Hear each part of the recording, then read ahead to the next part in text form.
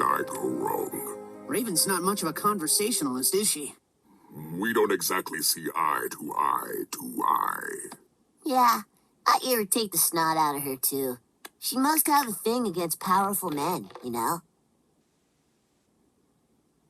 I mean, who wouldn't want a father who could grant any power? Whoa! Did you say any power?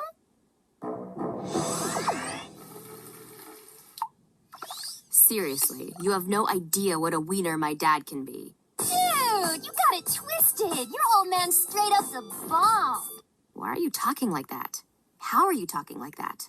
Your dad gave her the power to speak like an Earth teen. Ah! And he gave me the power to turn into anything I want. Look! And yet you choose to be a beanbag. Now I can veg out on myself. LOL! Woo! What's up, Rave? My dad's got Princess Starry Eyes and the Beast Brain thinking he's the greatest thing since toilet paper. Glad you and Robin aren't so gullible. Where is Robin anyway? Notice anything different, Raven? You're twitching. Yep, pretty awesome, huh?